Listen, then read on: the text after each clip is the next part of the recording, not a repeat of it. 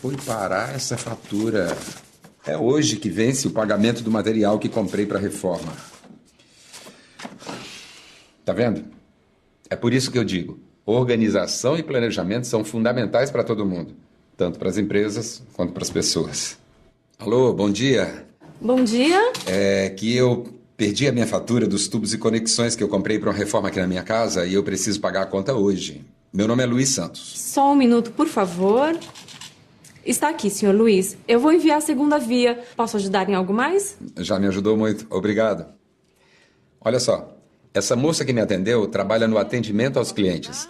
É um setor importante também na administração. Mas precisa conhecimento para administrar uma empresa, né? Tem que planejar o trabalho, organizar as ações e registrar tudo que entra e o que sai. Coisas que eu ainda estou aprendendo a fazer com as minhas contas. Mas eu preciso aprender rápido, porque eu vou prestar um concurso público. E é na área de administração. E quer saber o que já aprendi sobre isso? Que os conceitos usados hoje na administração foram surgindo ao longo da história da humanidade, quando o homem sentiu necessidade de contabilizar os seus bens. Contabilidade é, na verdade, um instrumento que o ser humano utiliza para controlar os recursos. Na Suméria e na Babilônia, foram encontrados os primeiros registros de contabilidade. Entre os sumérios, o registro contábil era uma prática para controle do recolhimento de tributos, controle dos estoques de bens. Então eu tenho que registrar os fatos. E esses fatos registrados é o início do conceito de contabilidade. Cadê aqueles grãos? Cadê aquela cebola? Cadê aquele tomate? Até o século XI, a maioria das pessoas vivia no campo. O conceito de trabalho nessa época estava ligado ao esforço físico e mental para produzir alimento e garantir a sobrevivência. A sobra dessa produção era trocada por outras mercadorias com outros produtores. Chegou a conta. Vou salvar. Salvando. Agora eu vou pagar. Ih, mas essa agora caiu o sinal da internet. O jeito é imprimir e pagar mais tarde no banco. Vou aproveitar o tempo e rever a matéria do concurso. Naquela época, quando existia o escambo, a organização do trabalho era bem diferente da que vemos hoje em dia. O que a gente pode entender de escambo é a troca simples de mercadorias por outras mercadorias equivalentes. Aquela velha história, quantos quilos de batata correspondem a uma ou duas vaquinhas? Vai mudar quando os senhores feudais partem para aventuras ou empreitadas militares. Isso vai envolver um custo enorme e assim vai haver então uma mudança na relação do trabalho. Muitos servos simplesmente saem do feudo e vão tentar a sorte nas cidades que surgiam por volta dos anos 1300, 1400. As inovações das técnicas agrícolas favoreceram o aumento da produção, a expansão do comércio e a revitalização das cidades. Com isso, surgiram novas ocupações, como comerciantes, ferreiros, marceneiros, artesãos. O sistema contábil teve um grande alento em 1202, quando Leonardo de Pisa, conhecido como Fibonacci, publicou Liber Abatte. O livro tratava de conceitos matemáticos como peso, medida e câmbio. O conhecimento comercial e financeiro adquirido com este livro deu origem ao livro caixa de hoje. Outra obra, Contabilidade por Partidas Dobradas, de Frei Luca Pacioli, introduziu conceitos contábeis. Entre outros, contemplou o inventário, formas de abrir e encerrar contas, o registro de lucros e perdas. A ideia de o que tem que pagar, o que tem que receber, qual é o lucro. Então, essas anotações partem de um trabalho conceitual nesses finais dos anos 1400. Aí sim encontraram os primeiros fundamentos de que se tratava a atividade contábil, não só de uma prática, mas de uma ciência. No século XIV, a expansão das cidades e a organização do comércio provocou o surgimento de uma nova classe social, a burguesia. A classe burguesa se associava então aos reis, ao reinado, que eram os governantes da época, e faziam crescer ainda mais o comércio num sentido global. O século XVIII, marcado pelo desenvolvimento das máquinas a vapor, chegou com a primeira revolução industrial na Inglaterra. O artesanato perdeu espaço para a mecanização. Aumentou a procura por operários nas cidades e as famílias migraram em busca de uma ocupação. Nas fábricas, as máquinas reduziram o tempo de produção e transformaram a organização do trabalho. Era um artesão do campo que virava um trabalhador fabril. Então ele ficava dentro de uma fábrica ou dentro de um ambiente produzindo aquilo que ele fazia na sua oficina. Mas havia um grande sofrimento por parte dos operários. Mas isso não era uma preocupação do capitalista industrial. O que ele queria era produção. A segunda revolução industrial aconteceu na segunda metade do século XIX. Foi uma época de grandes invenções que propiciou novos estudos sobre a eficiência ou eficácia da organização do trabalho. Surge também uma melhor aplicação da energia a partir de fontes fósseis, como é o petróleo, a aplicação da energia elétrica. Isso vai movimentar, então, as máquinas que estavam sendo desenvolvidas. Surge também métodos, controles e outras atividades para saber efetivamente o que está acontecendo nas fábricas. Tem o dinheiro certinho. Obrigada. Tchau, obrigado. Eu estou pensando aqui, o que teria levado a esse novo método de organizar o trabalho?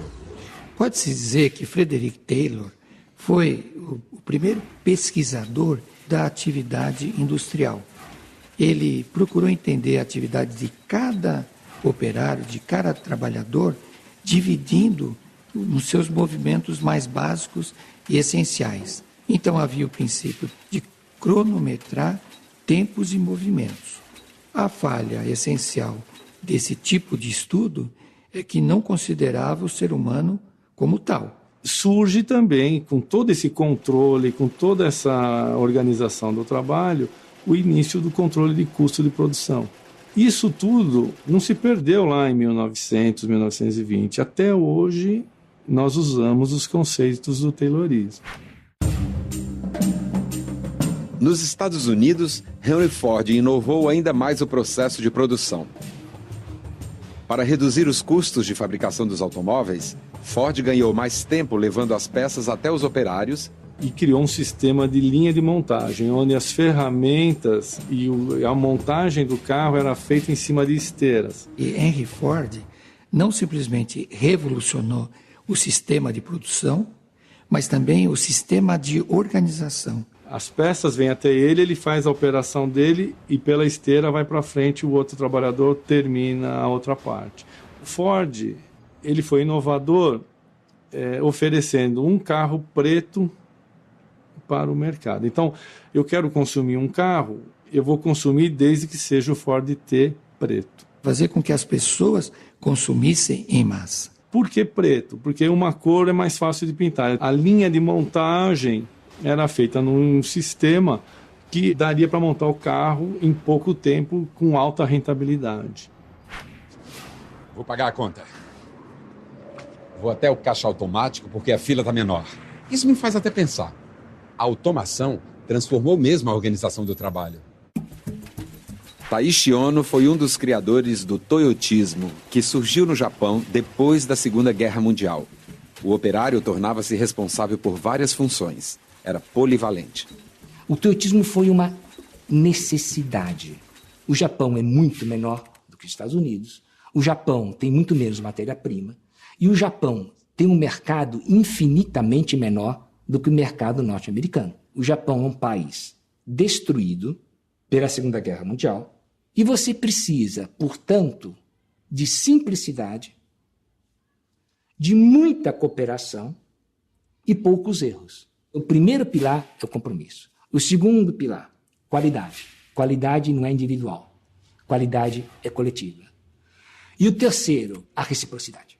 Então o toyotismo ele foi um sucesso porque ele exigiu violentamente, e exigiu, ele tirou o sangue da classe operária japonesa, mas ele deu alguma coisa em troca. Os sindicatos, os representantes dos trabalhadores vão fazer um acordo com as grandes AIBATs, os AIBATs que vale a holding, a grande organização. Nós vamos começar a lhes dar um emprego vitalício ou quase vitalício.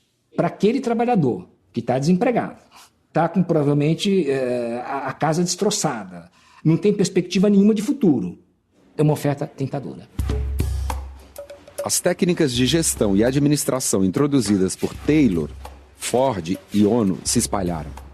Passaram a ser a realidade nas indústrias dos setores têxtil, siderúrgico e energético. E também no setor de serviços. Quando você começa a vir, por várias razões, para cidades e ampliar, transformar aquelas cidades em metrópoles, já não dá para eu ter o quê? Ovelha na minha casa, o outro ter uma plantação de centeio, de cevada, de trigo na casa dele e ficar trocando. Eu preciso de moeda. E é claro que esse processo vai demandar o quê? Serviços. Os serviços também vêm em função justamente de uma civilização industrializada. Mais do que isso, uma civilização de consumo. E a fatura? Tá aqui, ó. Paga.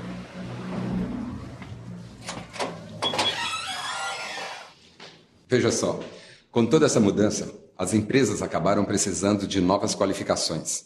É o caso do assistente administrativo, do almoxarife estoquista e do auxiliar de contabilidade. O auxiliar de contabilidade tem uma característica importante porque ele será o responsável por reunir e cuidar dos documentos que entram para a contabilidade. Dá satisfação ao Estado, dá satisfação ao empregador de tudo que entrou e que saiu da empresa. Eu faço lançamentos contábeis entre débitos e créditos. Varejo de lançamentos contábeis, conciliações. Eu faço análise em cima do balancete das contas patrimoniais. Após os meus lançamentos, nós vamos fazer o fechamento contábil da empresa e dar andamento para o cliente. O auxiliar contábil também é uma porta de entrada para uma profissão, é início de uma carreira. Esta é a base. Esta função ocupa um conhecimento, detém um conhecimento da empresa de movimento financeiro. Então tem que ter sigilo e tudo mais.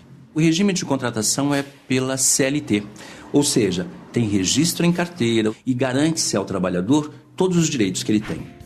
Conhecer a história, entender o trabalho do auxiliar de contabilidade ajuda muito quem tem interesse em trabalhar nessa área. Assista aos próximos vídeos, eles trazem as práticas dessa ocupação.